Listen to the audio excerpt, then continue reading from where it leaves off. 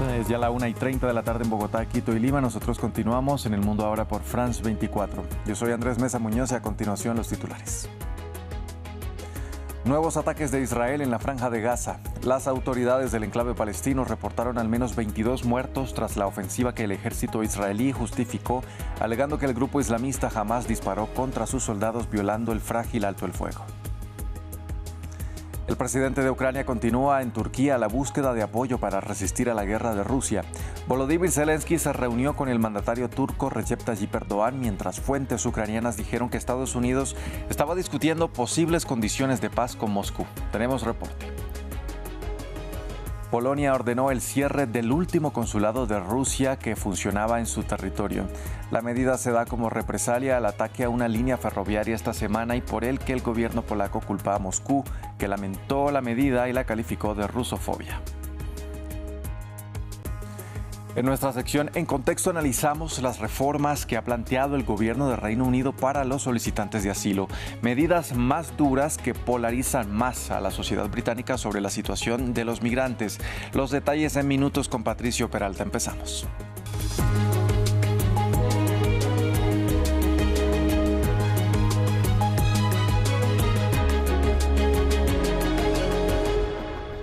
Iniciamos con información sobre la guerra en Gaza. El ejército israelí reportó que volvió a atacar objetivos de Hamás en todo el enclave palestino. Israel justificó el nuevo ataque que se da en medio del alto el fuego por una violación a la tregua por parte de Hamás. En específico, Tel Aviv asegura que militantes palestinos abrieron fuego contra una zona donde operaban sus fuerzas en el sur de Gaza. La defensa civil gazatí reportó 22 personas muertas, entre las que se cree hay menores y varios heridos. Las fuerzas de ocupación israelíes están claramente atacando e intensificando las operaciones en la Franja de Gaza. Múltiples lugares en la franja, particularmente en la ciudad de Gaza, han sido atacados. El último objetivo era el edificio Aukaf, en el barrio de Zeitún, en la encrucijada de Ascola, directamente con un avión de combate y 2 cohetes. Pasamos ahora a Turquía, la nueva parada del presidente de Ucrania, Volodymyr Zelensky, quien sigue buscando apoyo para resistir a la guerra de Rusia. El mandatario fue recibido por su homólogo turco, Recep Tayyip Erdogan, mientras surgían reportes de fuentes ucranianas de que Estados Unidos estaba discutiendo posibles condiciones de paz con Rusia. Tras el encuentro, Zelensky dijo que espera lograr nuevos intercambios de prisioneros antes de que finalice el año, mientras que Erdogan pidió el retorno de los diálogos entre las partes. Los detalles en el informe de nuestro corresponsal Adrián Rocha. A pesar de que ninguno de los dos líderes ha dado detalles concretos del futuro de las reuniones en Estambul entre Rusia y Ucrania, tanto el presidente turco Recep Tayyip Erdogan como su homólogo ucraniano Volodymyr Zelensky se han referido hoy miércoles a una más que posible reactivación y recomienzo de las charlas en Moscú y Kiev en Estambul. Recordemos que este proceso de negociaciones en Estambul empezó el pasado mes de mayo de este año con 3 rondas de negociaciones en mayo, julio y junio de este mismo año que sirvieron para llegar a varios acuerdos de intercambio de miles de prisioneros entre los dos países. Sin embargo, esas rondas de negociaciones también sirvieron para dar cuenta de la enorme distancia que existe aún entre las posiciones de Kiev y Moscú para llegar a un final de acuerdo de alto el fuego en Ucrania 10 años después del inicio de la guerra y 3 años después de la invasión a gran escala de Rusia, sobre todo en contra del este ucraniano. El presidente turco Recep Tayyip Erdogan se ha referido, de hecho, a estas negociaciones. Ha dicho que espera que Estambul continúe siendo el epicentro de estas reuniones y ha de hecho destacado el papel de Turquía como mediadora entre Kiev y Moscú. Recordemos que Turquía es uno de los grandes valedores en materia de venta de armamento para Kiev y es el único país de la OTAN que no han puesto ningún tipo de sanción en contra de la Rusia de Vladimir Putin, quien de hecho, según Erdogan, es un gran amigo personal. En Ucrania siguen los problemas dentro del gobierno de Volodymyr Zelensky. El Parlamento votó a favor de destituir a los ministros de Justicia y Energía, quienes previamente habían renunciado a raíz de su posible vinculación con una trama de corrupción en el sector energético. Un escándalo que ha provocado la mayor crisis política de la actual administración ucraniana. Veamos los detalles en el informe de Diego Bassani. Se agudiza la crisis en el gabinete de Volodymyr Zelensky. Este miércoles, el Parlamento de Ucrania votó la destitución de los ministros de Energía y Justicia, luego del estallido de un presunto escándalo de corrupción en el sector energético del país. En el centro de las acusaciones se encuentra el ex socio comercial del presidente, Timur Mindich, y German Galoshenko. antiguo ministro de Energía y hasta hace unos días ministro de Justicia. El ahora exfuncionario asegura que es inocente. No me aferro al cargo ministerial ni pienso conservarlo. Creo que la suspensión durante la investigación es una medida civilizada y apropiada. Me defenderé en los tribunales y demostraré mi postura. Según las investigaciones de las agencias anticorrupción, se habrían pagado alrededor de $100 millones a un grupo de altos funcionarios del gobierno Zelensky que pedían sobornos a los contratistas de la empresa pública nuclear Energoatom, bajo la amenaza de eliminar a las compañías de la lista de empresas autorizadas para colaborar con la estatal. Ante la mayor crisis política en su gobierno, el presidente Zelensky es presionado para tomar cartas en el asunto. Según el diario Kiev Independent, el mandatario estaría pensando en destituir a su mano derecha, Andriy Yermak, encargado de gestionar toda la agenda del jefe de Estado y, según el medio de comunicación, responsable de idear la propuesta de poner a las principales agencias anticorrupción del país bajo el control del gobierno, proyecto que tuvo que ser retirado gracias a masivas protestas ciudadanas en su contra. Polonia anunció hoy que cerrará el último consulado ruso que se encontraba en funcionamiento en Dansk, tras acusar a Moscú del sabotaje contra una vía ferroviaria hacia Ucrania, señalamientos que el Kremlin niega alegando que se trata de rusofobia. Además, Polonia anunció el despliegue de 10.000 soldados en una operación especial para proteger a las infraestructuras polacas. Veamos el informe. Sube la tensión entre Varsovia y Moscú, después de haber anunciado el cierre del último consulado ruso en Dansk, al norte del país. Polonia comunicó el despliegue de una operación especial de seguridad. Presentamos la Operación Horizonte, una operación de apoyo de las Fuerzas Armadas polacas para actividades de seguridad, protección de infraestructuras críticas, patrullas conjuntas y la cooperación de todos los servicios estatales para contrarrestar los actos de sabotaje y aumentar la seguridad de los ciudadanos polacos, así como la integración social contra la desinformación. Estamos dedicando hasta 10.000 soldados a esta operación. Para las autoridades polacas, no hay duda de que Moscú envió a 2 ciudadanos ucranianos que, según ellos, llevan mucho tiempo colaborando con sus servicios para dañar la línea ferroviaria que une Varsovia con Lublin. En los últimos años, esta vía se ha convertido en una importante ruta de transporte de pasajeros, armas y mercancías hacia Ucrania. El Kremlin niega cualquier implicación y acusa a Varsovia de rusofobia.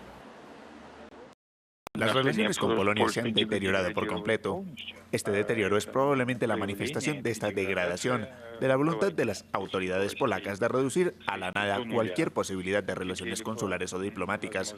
En este caso solo podemos lamentarlo. Moscú también dijo que reducirá la presencia diplomática de Polonia en Rusia. Desde la invasión rusa de Ucrania, se han cerrado sucesivamente consulados en Rusia y Polonia, aunque cada vez ha mantenido abiertas embajadas en cada una de las capitales. La disputa diplomática entre China y Japón se recrudeció una vez más este miércoles cuando los medios japoneses informaron de que Beijing había comunicado al gobierno japonés que prohibiría todas las importaciones de productos pesqueros japoneses. Esto se produce después de que China desaconsejara a sus ciudadanos viajar a territorio nipón, alegando motivos de seguridad que Tokio considera totalmente infundados. Un sector exportador de gran importancia para Japón. Según se informó, el gobierno chino comunicó a Tokio que prohibirá todas las importaciones de productos pesqueros japoneses. Oficialmente, Beijing habla de seguridad alimentaria, aunque deja claro el verdadero origen de su descontento. Las declaraciones retrógradas e infundadas de la primera ministra Sanae Takaichi sobre Taiwán han causado una fuerte indignación pública en China. En la actualidad, aunque se exportaran productos pesqueros japoneses a China, no habría mercado para ellos. La disputa diplomática comenzó a principios de noviembre, cuando Takaichi comentó que una invasión china de Taiwán constituiría una amenaza existencial para Japón que podría desencadenar una intervención militar. Beijing respondió con represalias económicas, como advertir a sus ciudadanos que no viajen a Japón debido a riesgos de seguridad no especificados. Un duro golpe para las industrias turística y hotelera del país. Los visitantes chinos son la principal fuente de ingresos de la industria turística japonesa, ya que representan casi una una cuarta parte del total. Hong Kong y China continental juntas suelen representar más del 40% del mercado de exportación de marisco japonés, aunque no suponen una gran parte del PIB. Las exportaciones de marisco son un motivo de orgullo nacional para Japón, por lo que su prohibición tiene un peso simbólico. En 2023, China restringió los productos pesqueros japoneses debido al vertido de aguas residuales tratadas de la central nuclear japonesa de Fukushima, unos controles que estaban en proceso de levantarse antes de la última disputa. El respaldo en Japón a las declaraciones de Takaichi suponen que es poco probable que las tensiones se calmen en un futuro próximo. En Estados Unidos se espera que hoy mismo el presidente Donald Trump firme el documento aprobado ayer de manera unánime en el Congreso y que ordena al Departamento de Justicia la publicación de los archivos relacionados con el depredador sexual convicto Jeffrey Epstein, una medida a la que el propio mandatario se había opuesto hasta hace 3 días cuando cambió de parecer y que también provocó la ruptura con personas cercanas a él dentro de su partido. Pasamos a Canadá. Aunque las cifras se mantuvieron inicialmente en suspenso, ahora el gobierno de la provincia de Quebec ha decidido reducir drásticamente su umbral de inmigración. Esto también significa el fin de una de sus vías clave para los recién llegados, el programa de experiencias de Quebec. Miles de trabajadores francófonos cualificados, entre ellos muchas familias francesas, tendrán que abandonar el país a partir de este miércoles. Los líderes empresariales afirman que la reforma podría perjudicar la economía de la provincia. Hace 3 años, Geraldine y su familia dejaron Francia para empezar una nueva vida en Quebec. Aquí llegamos a París y al día siguiente nos mudamos a Quebec con 15 maletas. Pero la provincia acaba de cancelar, sin previo aviso, el programa de experiencia de Quebec, la vía de la que dependía su plan de inmigración. Nos prometieron que si estudiábamos aquí podríamos optar a un permiso de trabajo y que con esa experiencia laboral podríamos solicitar la residencia permanente. Por eso vinimos a Quebec, porque pensábamos que aquí teníamos un futuro. El gobierno de Quebec afirma que la reforma es necesaria porque los inmigrantes temporales están ejerciendo demasiada presión sobre los servicios públicos de la provincia. La presencia de tanta gente en nuestro territorio no es la causa de todos los problemas de Quebec, pero sí ejerce una presión excesiva sobre nuestras escuelas, nuestros hospitales y nuestros servicios públicos. Con estos cambios, Quebec espera 60.000 residentes permanentes, menos de lo previsto inicialmente para entre 2026 y 2029. Como resultado, miles de inmigrantes que ya se han establecido están pidiendo una cláusula de exención que les permita quedarse y continuar con su proceso de inmigración. Cuentan con el apoyo de los partidos de la oposición en la Asamblea Nacional. Están abandonando a miles de personas que vinieron aquí, que en algunos casos lo hicieron por invitación del gobierno de Quebec. Necesitamos a estos trabajadores y debemos mostrar respeto a las personas que decidieron venir aquí. Un nuevo programa tiene como objetivo dirigir la inmigración hacia las regiones rurales y las ciudades más pequeñas de la provincia. A nivel federal, el primer ministro, Mark Carney, se ha comprometido a reducir la inmigración temporal a Canadá en más de un 40% a partir de este año. En Madagascar, el jefe de la cúpula militar que gobierna el país anunció el hallazgo de una gran roca esmeralda en el Palacio Presidencial. Miren ustedes. El alto oficial dijo que no hay indicios de cómo esta enorme masa verde llegó allí, pero añadió que está listo para gestionar este tesoro con total transparencia. De hecho, sugirió que podría venderse para abastecer las arcas del Estado. El hallazgo da muestra de la riqueza en recursos naturales de este país, que al tiempo es uno de los más pobres del mundo y cuyo sector minero se ha enfrentado durante mucho tiempo a problemas de gobernanza.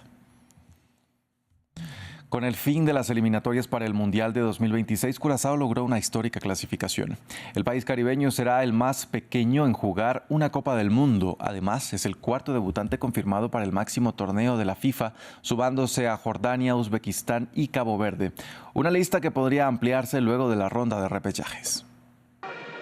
Un último pitido marcó el final del partido y un hito en la historia de Curazao. Con este empate contra Jamaica, el equipo amarillo y azul mantuvo su ventaja de 1 punto y terminó primero de su grupo. Así, Curazao se convirtió en el país más pequeño en clasificarse a una Copa Mundial de la FIFA. Hemos jugado muy bien esta noche contra Jamaica. Creo que nos lo merecemos y vamos directamente al Mundial con nuestros jugadores. Es hora de celebrarlo. Esta pequeña isla del Caribe, de apenas 444 kilómetros cuadrados, es una comunidad autónoma de los Países Bajos. Ahora, con diferencia, es el país menos poblado que participará en una Copa del Mundo, con sus 156.000 habitantes, un récord que hasta ahora ostentaba Islandia cuando participó en 2018. Junto a Curazao, otros países debutarán en el Mundial de 2026. Además de los caribeños, Uzbekistán, Jordania y Cabo Verde lograron su primera clasificación a la cita máxima. Un momento inolvidable para sus seguidores. No puedo expresar lo que siento. Estoy muy feliz. Por primera vez la selección de Uzbekistán ha llegado al Mundial. Estoy muy contento de que nuestro equipo llegue al Mundial. Estoy muy contento. Estábamos esperando esta oportunidad. Se presentó y es una alegría para todos los caboverdianos. La lista de debutantes puede extenderse. Nueva Caledonia, Surinam y Kosovo todavía tienen posibilidades de clasificar a su primer Mundial. Pasamos ahora a nuestra sección En Contexto. Y para poner en perspectiva una de las noticias más importantes de esta jornada, saludamos a esta hora en el estudio a mi compañero Patricio Peralta. Patricio, ¿qué tal? ¿Qué tal, Andrés? Buenas tardes. Patricio, en Contexto vamos a analizar hoy los cambios de las políticas migratorias en Reino Unido. Cuéntenos. Así es, el gobierno laborista de Keir Starmer presentó ante el Parlamento el endurecimiento de las políticas para solicitantes de asilo. Para la ministra del Interior, Shabana Mahmood, quien fue la que presentó esto el lunes, la migración ilegal está destrozando el país, según dijo, y por eso llamaron a este plan de reordenamiento y control. ¿A qué apunta? A pasar de una protección permanente, que era la que tenían, a una más básica y temporal de los refugiados, que los vemos en estos cambios. El primero es que el estatus de refugiado ahora será temporal. Antes se entregaba por 5 años y ahora tendrá una duración de 30 meses. Luego de esto se evaluará y, pues según esta reforma, dice que será renovable solo si aún necesita protección. Y si se considera que su país de origen se ha vuelto ya seguro, pues se le podrá exigir que regresen. Otro cambio importante, la residencia permanente. El tiempo de espera para obtener la residencia permanente de los refugiados se cuadriplicó de 5 años a 20 años. Ahora tendrán que permanecer este tiempo en Reino Unido, pero también deben cumplir ciertos requisitos como estudiar o trabajar o no depender de las ayudas de gobierno. Otros cambios también van de la mano de la reunificación familiar. Por ejemplo, ya no será automática. Ahora quienes prueben que acceden a una visa de trabajo o de estudio podrán ser elegibles para patrocinar a un familiar para que viaje a Reino Unido. También se revoca la obligación de mantener a los solicitantes de asilo. Ahora será discrecional el apoyo que entrega el gobierno, esta manutención a los solicitantes. Negarán estos recursos a quienes tienen derecho a trabajar y que podrían mantenerse a sí mismo, entre otras causas.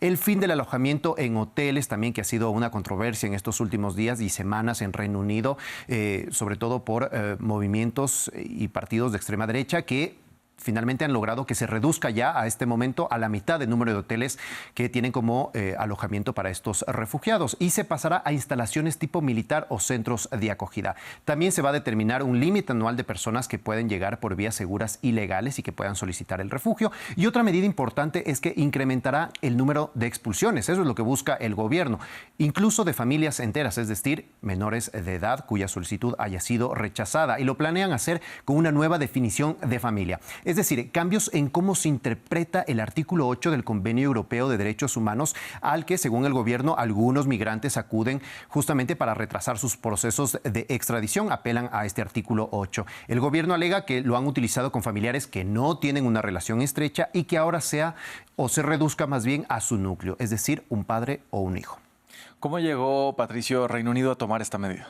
Bueno, muchos analistas cuestionan que haya sido sobre todo por presión para frenar la popularidad de la extrema derecha, que utiliza este tema como bandera política. Sin embargo, estas son las cifras. En 2023, el número de solicitantes de asilo en Reino Unido fue de 91.811. Para 2024 pasó a 108.000 y a junio de 2025 se registraron 111.000 solicitudes de asilo, un incremento del 14% entre junio del año anterior y junio de este año. ¿Por dónde ingresaron estas personas? Nos centramos en las cifras de 2025. A junio decíamos que son 111.000. De este total, 55.000 entraron de manera irregular. 43.000 lo hicieron en embarcaciones, 8.400 de manera clandestina y 3.700 no presentaron documentos requeridos. Mientras que 41.000 solicitantes de asilo ingresaron legalmente.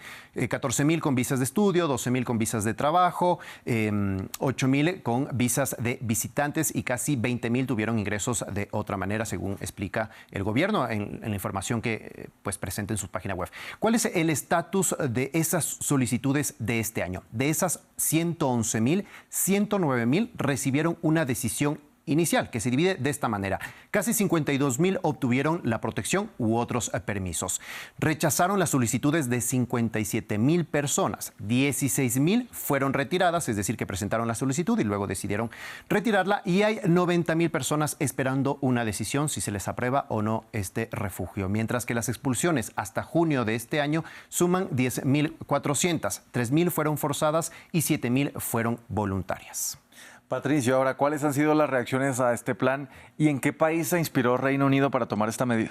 Bueno, fue sobre la legislación de Dinamarca y otro grupo de países europeos que han implementado el estatus de refugiado como temporal y con apoyo condicional, que es justamente lo que busca el gobierno británico. Y otra medida que toman, por ejemplo, de Dinamarca es que podrán confiscar bienes, es decir, joyas, bicicletas, incluso de los solicitantes de refugio, para pagar la manutención de su manutención, justamente. Dentro del Parlamento, bueno, el Partido Laborista se ha dividido y algunas voces criticaron este plan. Escuchemos. Intentan apaciguar a las fuerzas racistas de extrema derecha más espantosas de toda Europa al abandonar el Convenio Europeo de Derechos Humanos. Escuchábamos al miembro del Parlamento, justamente laborista, Jeremy Corbyn. Son una decena de laboristas que han cuestionado justamente esta propuesta de su gobierno, mientras que los ingleses también están divididos al respecto. Escuchamos. Creo que los solicitantes de asilo vienen aquí porque saben que les van a dar alojamiento, dinero, ya sabes, una buena vida sin tener que trabajar para ello. Pero en ese sentido, si la gente quiere venir aquí, trabajar, contribuir y adaptarse al sistema, estoy totalmente de acuerdo con eso. Creo que están actuando con precipitación. Creo que están respondiendo a un ambiente público exaltado en lugar de a una situación que parezca estar bajo control. Esto parece una reacción impulsiva. Ante todo estos cuestionamientos, principalmente la ministra cuestionó y dijo que es una realidad y que pues deberían tomar este asunto, que el gobierno anterior no lo hizo y que ahora ellos lo están haciendo. Escuchemos. Ojalá fuera posible decir que eso no es un problema aquí, que no hay nada que ver y que en realidad todos son solo argumentos de la extrema derecha, pero este sistema está roto. Y es responsabilidad de todos los miembros del Parlamento reconocer lo mal que está el sistema y asumir como misión moral arreglarlo para que deje de crear la división que todos vemos. Bueno, quien sí acogió con agrado este plan fue Nigel Farage, el ultraderechista de Reform UK, que incluso le dio la bienvenida a la ministra del Interior para que forme parte de su partido, y justamente con esta publicación que la podemos ver, donde está su montaje, evidentemente, donde está toda brandeada con los símbolos de Reform UK, y ella dijo pues que no, sobre su cadáver va a ser parte de Reform UK, pero las críticas han sido porque comparten mucho con lo que Reform UK ha postulado en este tiempo. Patricio, muchas gracias por ofrecer este contexto a esta nueva normativa de Reino Unido. Muchas gracias nuevamente. A ti, Andrés, ya nos vemos. Y a ustedes, televidentes, también gracias por sintonizarnos. Hacemos una breve pausa y ya regresamos con más. Quédense con nosotros. A continuación, nuestra crónica de medio ambiente con María Clara Calle.